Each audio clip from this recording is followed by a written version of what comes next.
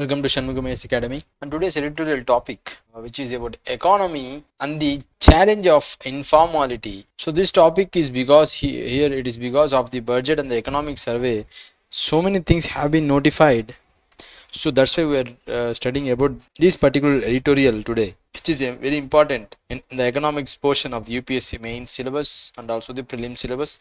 Questions can be any from anywhere, so we have to be thorough with this topic. And here majorly we are talking about the informal organizations and also the informal sections. So what exactly is that? We will go and study into the topic right now. So what happened since 2016, the government has made several efforts to formalize the economy. So this is what is happening because there are so many unorganized sectors. So government wanted to formalize the economy by currency demonetization. 2016 it happened by the introduction of the goods and the services tax and digitalization of the financial transactions and enrollment of informal sector workers and numerous government internet portals, and all meant to encourage the formalization of the economy. Because to bring the formalization in the economy, these are all the steps have been taken from 2016. What is exactly the formalization of the economy? The formalization of the economy means bringing the companies under the regulatory regime of the government and subjected to laws which are related to manufacturing and income tax. This is what exactly about the formalization of the economy. So bringing all the companies under the regulatory regime of the government which are subject to the manufacturing and the income tax laws. And according to Economic Survey 2018, what said the formalization includes firms providing some kind of social security to their employees and when they form a part of the tax net. So this is what the Economic Survey of 2018 has told, to include the firms and the social security to their employees. And in the informal operations, what are happening? They pose many challenges to the government, like the inability to raise tax revenue, collect data, regulate the firms. These are the three challenges which are been posed by the informal operations. That is, inability of the government to raise the tax revenue, second one the collect data, and also the regulate the firms. So formalization, which is lead to more tax revenues with an increase in tax to GDP ratio. And what happened? Due to the more revenues to the government, it leads to more investment in the social sector. So formalization provides not only the economical benefit to the organization, to the employees of the former organization, but also it has, like, the formalization provides the level of playing field for tax compliant entitles and also expanding the tax base, so that the burden falls more equitably on all the players rather than a selected few. So what exactly will happen after that? Due to the more revenues to the government, it leads them to invest in the social sector and also increase the revenue. Government can invest in the education, health, skill development, etc. So these are all the major positive steps which can be taken. And it also enforces the minimum wages and proper documentation of benefits by the employer. So proper documentation will also be done, and formal jobs also end up ensuring the dignity of labor, enable productivity improvements as well as access to formal training. These three things will be happening here. So why is the impetus for formalization? Why we are bringing so much importance to this formalization is because the formal sector is more productive than the informal sector. Major thing is it is more productive as compared to the informal sector, and formal workers have access to social security benefits, the formal workers, but instead the informal workers won't have these social security benefits. This is also one point.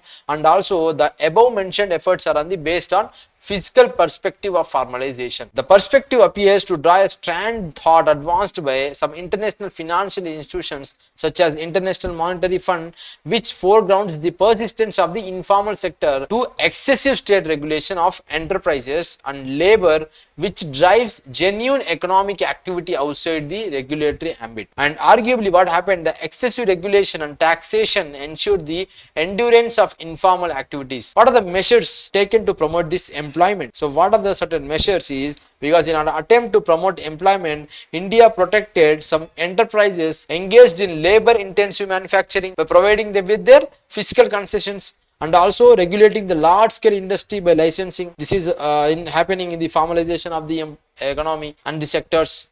And what is the question of efficiency here is, such measures will lead to many labor intensive industries getting diffused into the informal or unorganized sectors. So in the textile industry, if you talk about the rise of the power looms at the expense of composite mills is the organized sector, and handlooms in other words in the unorganized sector best illustrates the policy outcome. So one is the textile industry, the composite mills which comes under the organized sector, and major difference is the handlooms which comes under the unorganized sector. So the political and economic reasons operating at the regional local level in a competitive electoral democracy which are mostly important responsible for this phenomenon too. So what is informalization in an economy and what are the signs for the underdevelopment? So what is that exactly? Undoubtedly that is widening the tax net and reducing the tax evasion. So much of tax evasion is happening from the informal sections. So by formalizing these sectors, it will have good social economic benefits to the employees, and also the widening the tax net for the government and tax evasion can be reduced. And however, global evidence suggests that the legal regulatory hurdles alone are mainly responsible for holding back formalization does not hold the water. So this is what they are saying. A similar association is also evident, that is the persistence of high share of the informal employment in the total employment seems nothing but a lack of adequate growth or continuation of underdevelopment. This is what it is showing because of the informal sectors or the informalization. So how we can transform the transformation in Asia is how it is happening. It's happening like the defining the characteristics of the economic development is the movement of low productivity. So it's a movement of low productivity and informal sector workers to the formal modern organized sector known as the structural transformation. So however, in many parts of the developing world including India, informality has reduced at a very sluggish pace and itself manifesting itself as the most visibly urban squalor and also the poverty and the unemployment. This is all happening, that is the disguised unemployment, so which is happening here. And that despite witnessing rapid economic growth over the last 2 decades, 90% of workers in India have remained informally employed, producing about half of our GDP. This is a very negative one. The labor organizations are widely agreed upon this template of definitions with the India's official definitions. So significantly what happened, the prevalence of the informal employment is also widespread in non-agricultural sector. So this is not only in other manufacturing sectors, this informal employment is also widespread in the manufacturing sector. In agricultural sector also there are such as disguised employment is also there. And what are the necessary elements here? So it is important here to highlight the fact that the informal sector employs the majority of the uneducated and unskilled labor force which otherwise may not find a place in the formal sector. So in the informal sector, the unskilled, the uneducated persons can have there, but here in the formal sector they won't find a place. So finally, any effort to formalize the informal economy is a fraud with serious socio-political and ramification and is a backlash. So however, what we are talking here is this initiative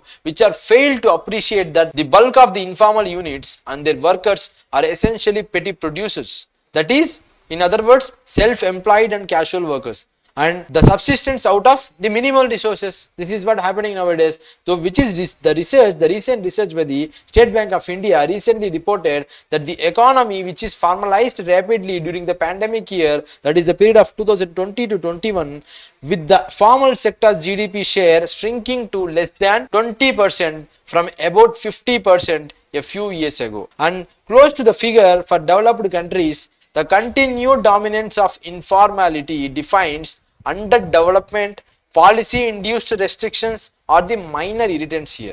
So the economy will get formalized when informal enterprises become more productive through greater capital investments. So capital investments should be increased, and also increased education and also skills as which are to be imparted to its workers. There is a major drawback in the informal sectors. So the skills, the education and the capital investments has to be increased, and the registration under the numerous official portals will not only ensure the access to social security. Not by registering the access to social security will not happen. But considering the poor record of the implementation of labor laws, the implementation of the labor laws is also very important to make the formalize the economy, and other things which we have discussed is has to be taken care of. So in this section so many questions can be asked in prelims and in mains format if they are talking about the informalization of the economy. So we can write about these things, and if you have any doubt just tell us in the comment section. Thank you so much. Thank you.